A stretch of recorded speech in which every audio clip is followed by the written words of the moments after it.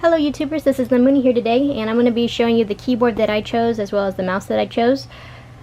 I did a little bit of research on what I wanted. I knew that for a keyboard I wanted something that was smooth with every key press. I didn't care for a keyboard that was extremely loud and clicky, so I decided not to get anything that was like a blue switches. I did like the red, cherry red switches, but I wanted to try something. Well, to be fair, any keyboard that I would get first time would be different because I've never bought a gaming keyboard. But I wanted my first one to be interesting. And this is what piqued my interest when researching a little bit of it. So, this is Steelseries Apex Pro keyboard right here. And it says it has OmniPoint mechanical adjustable switches. To be fair, this is not new technology. Hall keys have been around for a very long time, where it uses two magnets where whenever you press the switch it's able to actuate with each key press because of that. But these are supposed to technically live longer than standard like red, blue, greens, brown switches. I think on their side it said double the lifespan capacity for that, so that was interesting. But what my primary thing was, I wanted something smooth. So I took a gamble with this because anywhere that I would go to try to do like a demo display for, or just to see if they had it, they didn't. Since I had a return policy for a little bit, you know what, I told myself I was going to give it a shot to see how I liked it. And I really like it, so I kept it.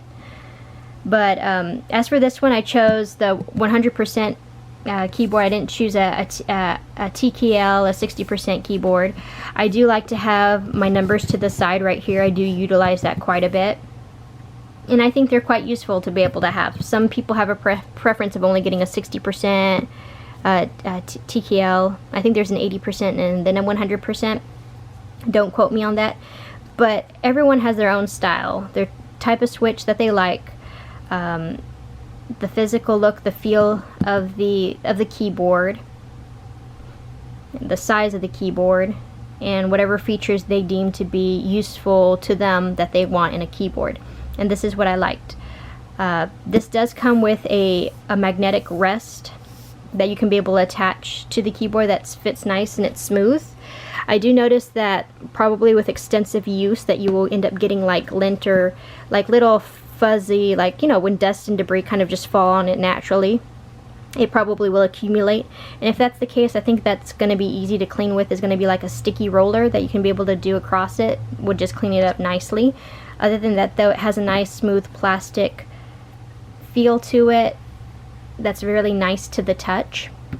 And I can use this later on, because right now the way how I have it set on the table, how it's positioned, and the monitor can't go back any further. I'm not using this as of right now, and the video is probably going to go in and out of focus, but I'm sorry about that.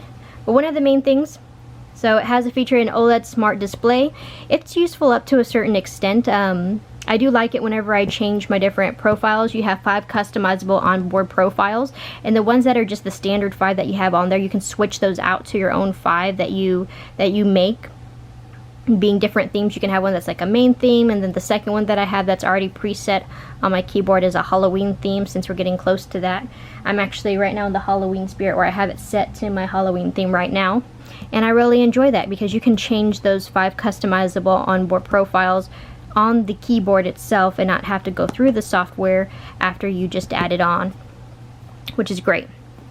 Dynamic per key RGB illumination, you have a lot of control when it comes to the RGB for each individual key, and I'll show you a bit of how that looks like when I switch the camera from over here to the computer where it's at right now. Besides that, I was trying to use the mouse to kind of wake the computer because it kind of fell asleep. So 104 key rollover, 100 anti-ghosting. That wasn't really my main thing. I mean, 104 key rollover, I don't know who would decide to want to do that, but they can. Aircraft grade aluminum alloy frame. I do like the feel of the frame, the body of the keyboard, and I found that really important. That was something that I liked as well. It has some dedicated multimedia controls, so it does have a scroll wheel to the top. You can use it to mute your volume, go up and down with your volume. You can also use this scroll wheel for your onboard settings for your customizable onboard profiles by using the scroll wheel, and then you have a tactile button right here. And then this is your OLED display in the top right. Because of how the OLED display is positioned at the top right, it's going to be out of the way whenever you're doing your gaming. So it's something that I noticed, but not really that often, just because of how it's positioned on the keyboard. I think it might have been better if it was positioned a little bit somewhere else. But all in all, for certain things that you can do before or after gameplay, I think it's pretty useful. I do like the feature.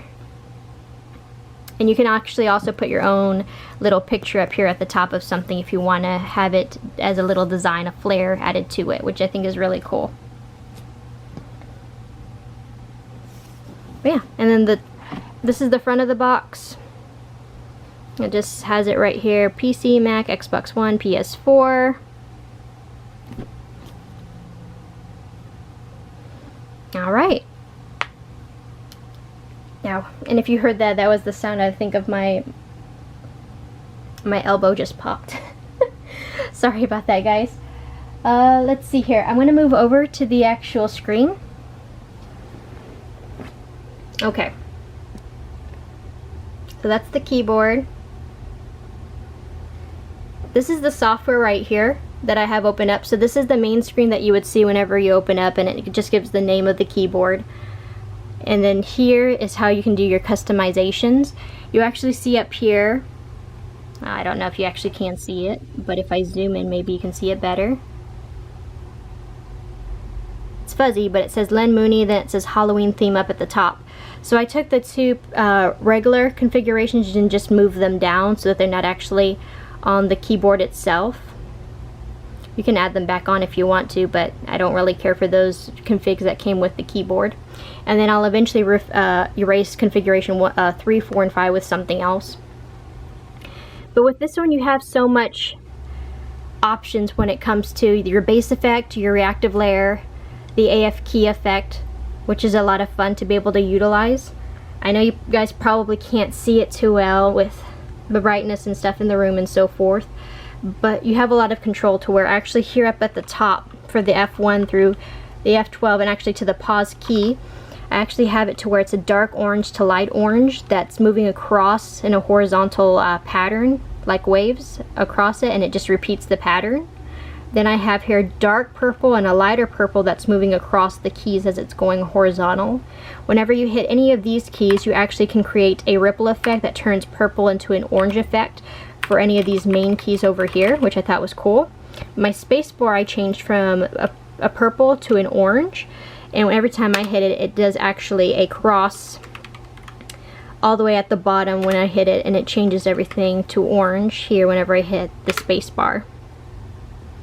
Whenever I switch over here, I can change it to where anytime I do a press for these keys, it turns to a nice purple before it fades back to its orange. And these here, you can see 1, 5, 9, 7, and 3 are orange. Anytime you hit them, they turn purple. And then if you do 2, 4, 8, 6, those will turn orange before they turn back to their purple color as well. So with this, you have a lot of customization. Like I was saying, for these, I individually programmed these to do what I wanted them to do. And you can do that for all of these keys right here. It might be a bit tedious to do so, but you can have that option if you would like to do that. And I found that really awesome. And of course at the top left, since it's a Halloween themed, I put a little chibi vampire bat that I found on Google Photos, and I put that as the little picture for the OLED display to have that just right there. And I think it helps to create that theme. And I realize that of course right now it's having difficulty focusing, so I'm trying to fix that. Sorry guys. Besides that, if I switch to my other one, this is a second profile that I have that's just titled Len Mooney. You can't see it, I don't think, that well, but it's green, purple, blue, and it keeps going across the screen. With each key press that I do, each key turns into a red color before it fades back. These I have separated where it's just yellow, except for the num lock is white. But everything here, whenever I press it, it'll actually turn an orange color, but the orange isn't really showing up that well on camera, honestly. And then these are still going to be all red as well on this side. And then up at the top, guys, I have the, you can find it online, Miku, Chibi Miku with a little leek, and that's what I have in my top right hand corner right here.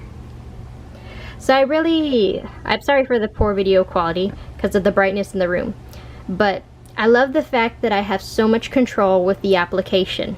I'm gonna have so much fun doing the other configurations and then just doing new configurations to replace the old ones or just have them as backup, which is gonna be lots and lots of fun. Besides doing the configurations and so forth, like I was saying, how you can be able to switch some stuff over here. So you would hold, I think you would just hold this button here, hold it for a couple seconds. Then it brings up your settings, illumination, macros, actuation, profiles, settings, and that's it. So profiles I would go to, and it says load profile. So right now it's at Lynn Mooney, and now I can just switch to the Halloween theme or switch back to the Lynn Mooney. And then it comes with the other 3, so you have the total of the 5 as it says on the box that I'll switch for my own settings instead of these preset ones. But yeah, so you would just select it, and so up here I'm going to switch back here. Let's see. Over here you have actuation, and this is the one where it states on the box where you can be able to have it to where it goes from anywhere from 0.4 millimeters to 3.6. And this isn't new either. Other keyboards have done this as well, such as the Wooting One. If you're not familiar with the Wooting One, it's kind of like whenever you push like maybe a key for like walking, if you want to walk to run state and you push the W for walking forward, you just push it slightly and you're still in a walking effect, but when you push it all the way down, then you'll go into a running mode for your character. And I think there's a couple of different types of Wooting Ones, I'm not sure, but I know for that one it was showing online where you could change the actuation for that as well. However heavy or light you wish to press the key for it to activate between a walking to running, or probably for certain games too that would work really well in would be like racing games where you wanted to kind of push the throttle and then go faster, and I would think. I've only researched a little bit of that, but I do know that yes, Hall keys are not something new, that this isn't something, I don't know, they kind of sponsored the keyboard in a way where it's like, oh, this is the OmniPoint mechanical adjustable switches and stuff, and I'm glad, I guess, that they're marketing so strongly. But yeah, it's nothing new. But what I do like about it is that they do have this available where if you do want to have its sensitivity up to the max of like 0.4, you can if you want to. It has it to where you would scroll down and select each key to have its actuation, whatever preference you'd like. So if you'd like something that would react to the slightest touch for your WASD keys, you could be able to do that if you want to. Or if you want a key to be at the highest 3.6 because you'd like to chuck like a I don't know, a grenade, a bomb or something like that, and you want to really hit that key hard so you don't make a mistake of accidentally launching it, you could do that if you want to. And that's something that I appreciate and I hope to utilize in the future. But I wanted something fun and interesting. I wanted something that has a good build quality. I wanted something that I have a good amount of control when it comes to programming the keys. And this is just kind of what I decided for my first gaming keyboard. So I actually wanted to ask you guys, do any of you out there actually have a gaming keyboard?